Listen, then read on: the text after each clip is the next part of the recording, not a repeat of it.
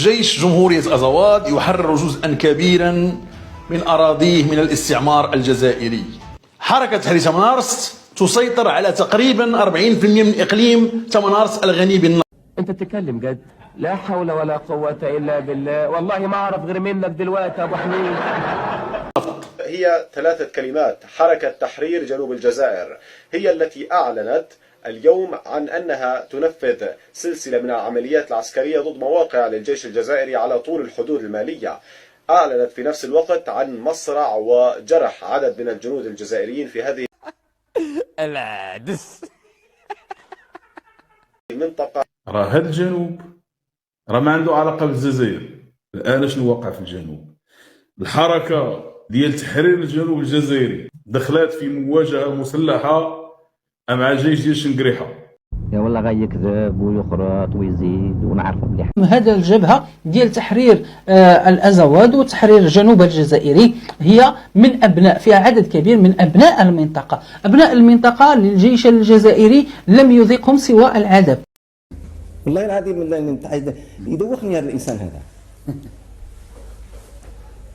كبير. بداو كيهجموا على التخوم ونقاط عسكريه جزائريه على الحدود مع مالي، واستطاعوا انهم يقتلوا 16 جندي في معارك اوليه. ان شاء الله بربي. السلام عليكم ورحمة الله وبركاته. كما شفتوا الفيديو إخواني، هادو ذباب المخزن اللي راه يروج بعض الشائعات الكاذبة اللي تدعي بأن حركة أزواد المالية راها قتلت 16 جندي جزائري واستولت على 40% من التراب الجزائري وإسقاط طائرة حربية. وكما تحققنا من الخبر تبين لنا بأنها أسطوانة قديمة الهدف منها زعزعة استقرار بالجزائر. لكن المشكلة خاوتي، ذباب المخزن ما تفطنش باللي رانا في عالم أصبح صغير جدا وكل شيء مكشوف على مواقع التواصل الاجتماعي.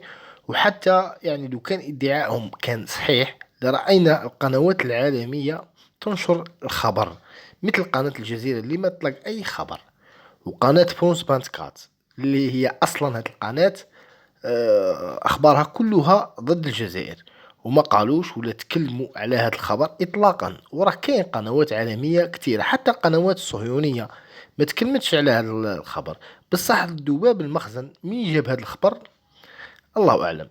يعني لهذه الدرجه اصبح ذباب المخزن يكذب على الشعب المغربي. للاسف الشعب المغربي اللي اصبح يصدق كل شيء. دمتم في رعايه الله والسلام عليكم. راني لو كان نسمع كلمة هذه نرفع الجلسة.